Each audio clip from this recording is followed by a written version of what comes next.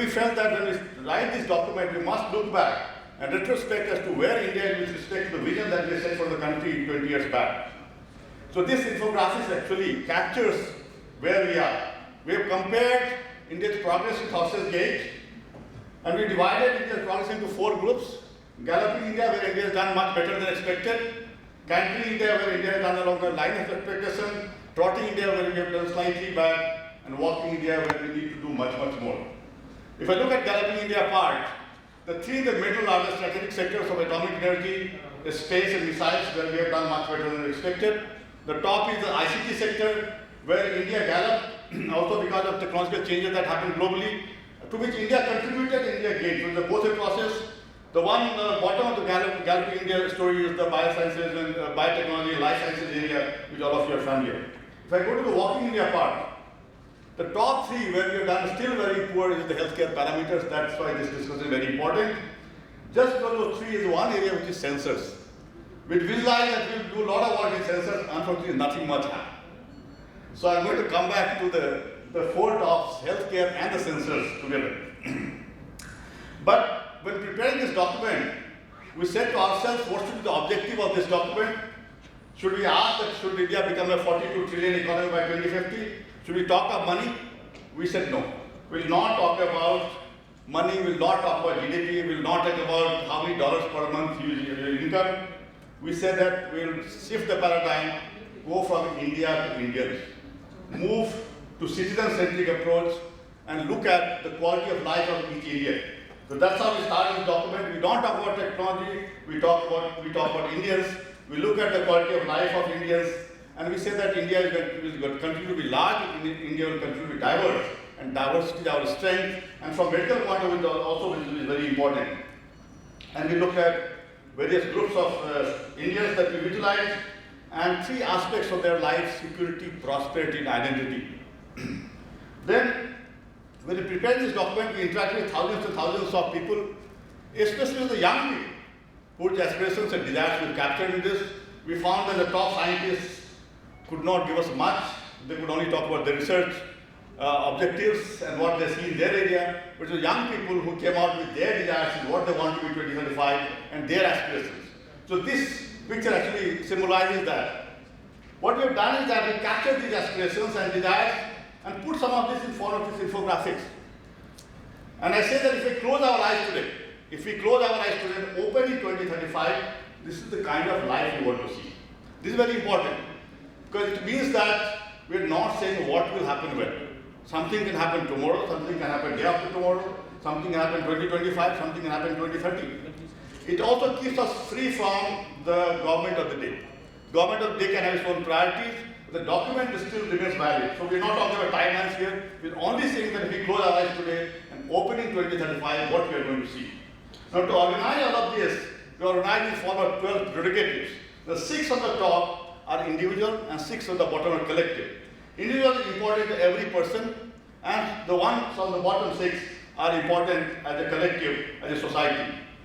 For each of these prerogatives, we have set certain focused targets and certain broad targets. We spend about 1 to 1.5 pages in the document. For example, if I look at food and nutrition security, we have said that every Indian is assured of adequate and nutritional food intake, and ensuring adequacy of food, both in terms of calorie and protein requirement, irrespective of diverse food preferences. This part is important. Diverse food preferences. We should not say that if you need to meet your protein requirement, you must eat non-vegetarian food, even if you don't want to eat it. For example, technology may have answers to that. Just few days back, we have seen lab-grown chicken being announced by a company, actually whose CEO is Indian, Uma Walid. And of course, we have seen other forms of meat being produced. And hopefully it will become cheaper in the case that maybe people who prefer to eat vegetarian food may opt for this kind of food because there's no growing of animals and no killing of animals involved. Of course, everybody doesn't agree to this. The concept of meat is still, they're not happy about it. But maybe over a period of time it will change. I'm just saying that technology can give us options. Similarly, in the universal healthcare and public hygiene, there are a number of things we have said, but few things are mentioned here. Average life expectancy, we have said should be about 80 years compared to 68, 69 that we have. Maternal mortality rate less than 15 per 100,000, under 5 mortality rate of less than 6 per 1,000. And also we have talked about integration of Indian system of medicine with modern medicine, and that Rajan is very much aware because he put this in the vision document that he has prepared, or the manifesto that he prepared. For each of these prerogatives, we also have technology table that we prepared. There are 4 columns in that. The leftmost column is technology which is ready to deploy. That is technology which is available within the country or outside the country but not being used on a large scale. The second column is technology which is in the lab, needs to go to the field. This is the area of severe concern to India and many other countries where most of our work remains within the lab. And so we have to take a lot of action to actually change this. The current government is focusing on this part. The third column is technology which is targeted development. Wherever India has set targets for itself, like I talked about the success story of space, atomic energy missiles, we have set certain targets. In spite of all barriers being put, we have achieved those targets. So we have identified certain areas where we need to set targets. The last column is technology which we consider an imagination. But a very interesting thing happened while we were preparing the document a couple of years. Some of the technology we thought may happen in 15 years, may not happen, may take 20 years, 30 years. Some of them started to happen within 2 years. So 2 trends are very clear. One is technology is happening at a much faster rate than we expect. And technology diffusion is also taking at a much faster rate, which also means technology obsolescence is also very high. All of you remember that there was a pager. There used to be a pager sometime. And when it came and went by, we don't know, I don't even remember where my pager in the house. So, I have a lot of examples of technology management, but I will not spend time on that because the time is short today.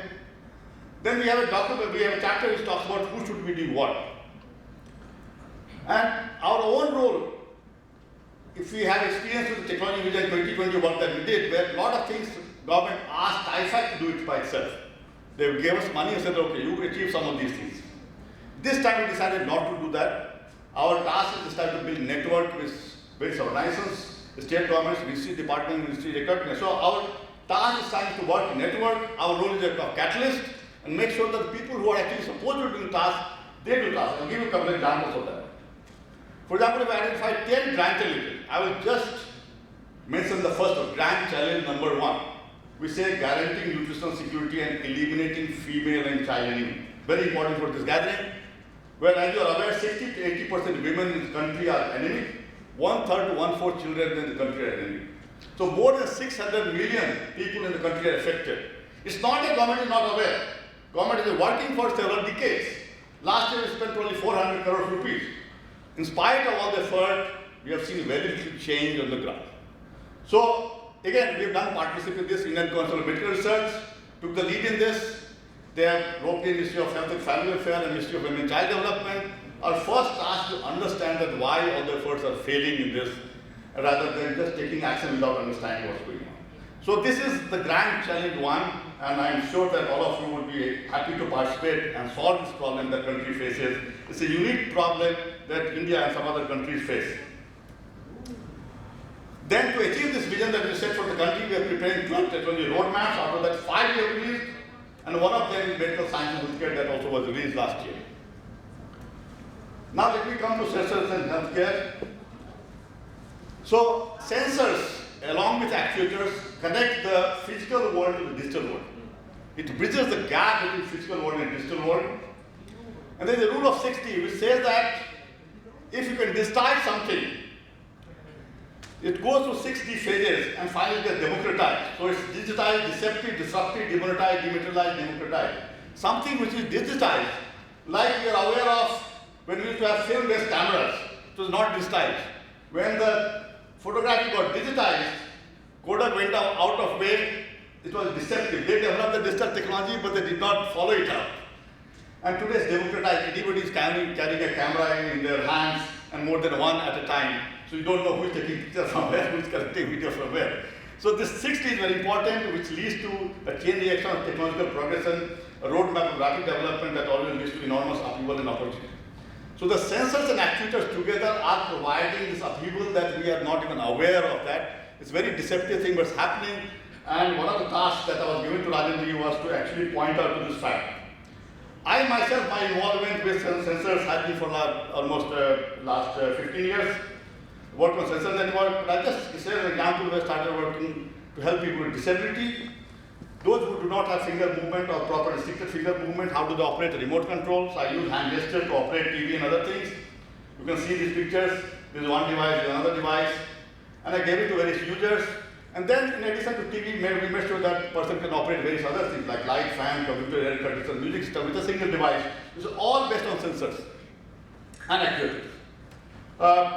We got awards and all that, but also I moved around the country for the last 5-6 years and identified all kinds of problems that people told me, hundreds of problems. And I came across a slogan in a school that one of my family members run. It says, count the ability, not the disability. Focus on the positive aspect, not the negative aspect.